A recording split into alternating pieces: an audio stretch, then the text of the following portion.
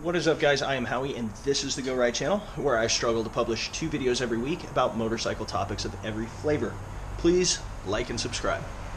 So in today's episode, I finally got parts for my top end. I've got a Moose Racing gasket kit, an OE bearing, I believe, and a Wiseco ProLite piston kit, which should include the rings and everything. I've got my factory service manual, some mix oil, and some feeler gauges, and we're going to go ahead and get this thing installed. Off camera, I've already done a lot of cleanup along this sealing surface. The old gasket was stuck there. I left that rag in place to try to keep all of the little gasket shavings out of my bottom end.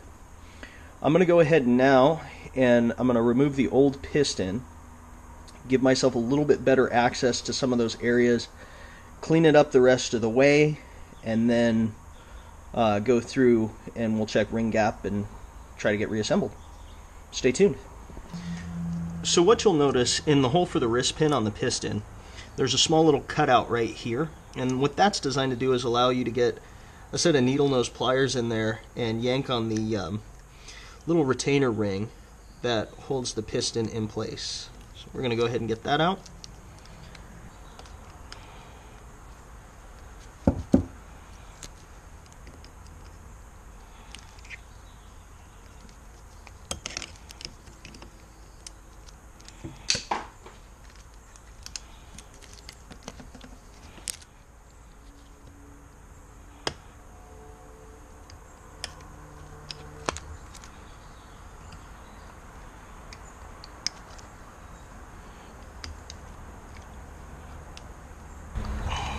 Next, I'm just going to go ahead and drive the wrist pin out using a small socket.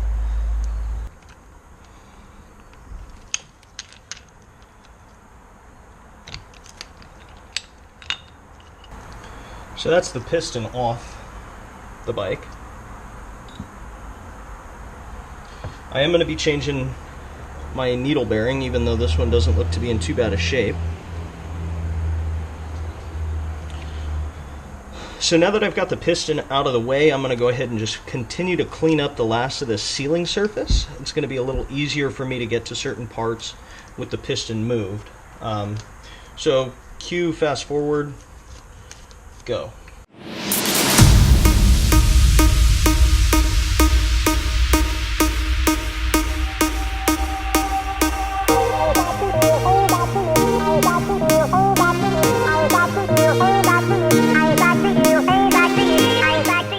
I'm really worried about that. This has seen some freaking heat. There's not much end play in that, but that has seen some heat. So I'm worried about that, but there's not anything I can really do about it, I guess. I'd have to split the cases, which I don't know.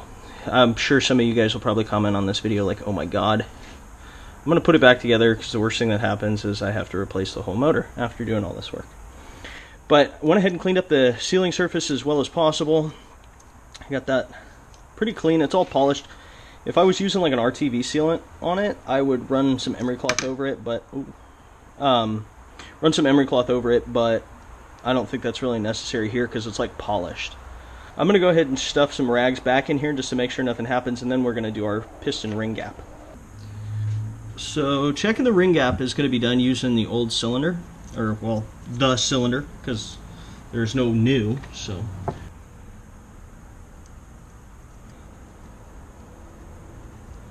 Okay, so I've went ahead and put this into the cylinder as evenly as possible. I'm going to measure that, and then I'll use a feeler gauge to check that end gap right there.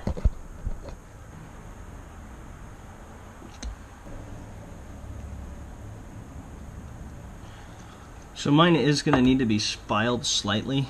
Unfortunately, I don't have a jeweler's file here, so I'm going to run to the store and I will be right back. Alright, so back with jeweler's files, I'm going to go ahead and pull this ring out and then just very gently open up that gap slightly so that way we're within tolerance.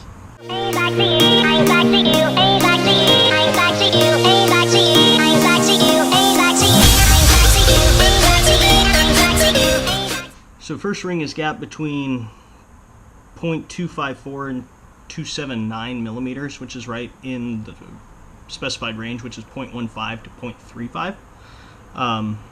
Yeah, so let's do the second one.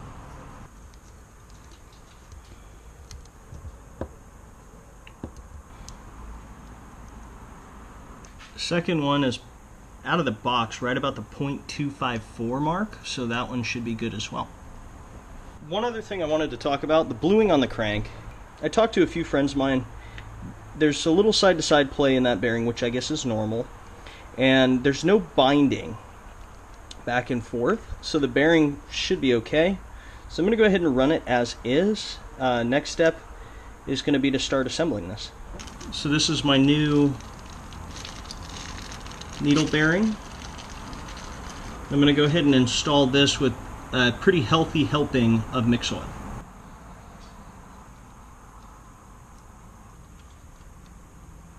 Next item is going to be the new piston. Fancy.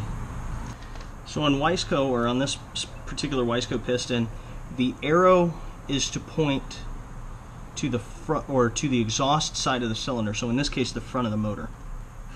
Ooh. There's like a big hunk of metal in there. I'm going to pull that out.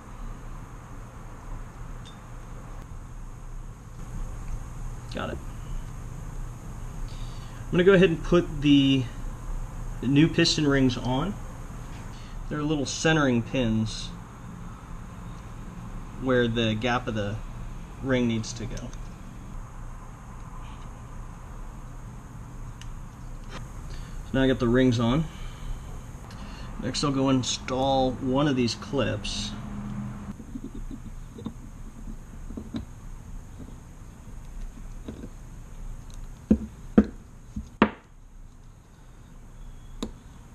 So that's the first circlip installed. Pull this to top center. And I'm just going to slobber everything at this point with mix oil.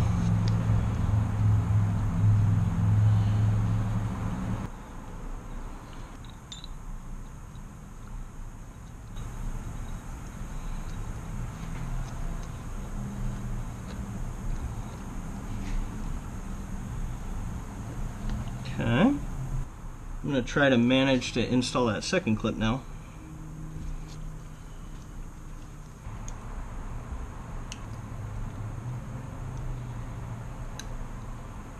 Here's something I didn't count on, the rest of that gasket, so I'm going to get that out of there. Alright, so as you can hopefully see, I went ahead and cleaned this up as well as possible. It's pretty smooth now, and cleaned it up with some carburetor cleaner, so I think I'm ready to go ahead and reinstall this onto the engine case. Now as I go ahead and do that, I'm going to go ahead and make sure that the piston rings are still seated in such a way that the centering pin is at the ring gap. I'm going to go ahead and just lubricate a little bit around the top of the cylinder and the piston and stuff with some mix oil. So now for the tricky three hands part, and this is going to be a bloodbath, but I'm going to go ahead and try to get the cylinder back onto the engine case. As you do that, you kind of want to compress the piston rings with your hand, and then this little bevel on the top of the cylinder helps hold them in place.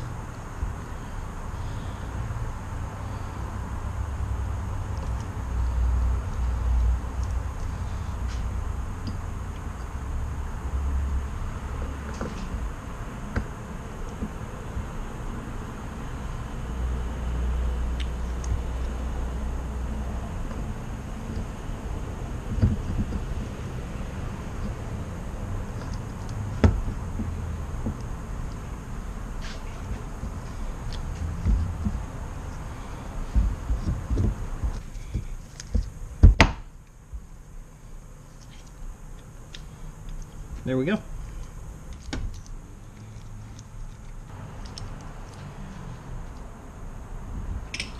Now there is a torque spec for these bolts, but there's no way to get a socket in here for a torque wrench. So we're basically just going to check to make sure that they're all tightened fairly evenly. And you want to do it in kind of a cross pattern, I guess, to make sure that you don't warp the cylinder in any way. And I'm going to have to just hope that that's good. Next up is going to be to reinstall the cylinder head, which I can't remember where I put.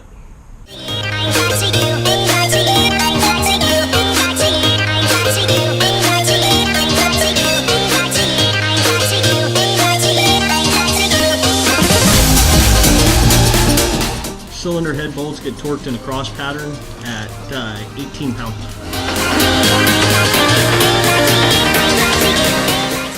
We're good. Boom. So that's all torqued out.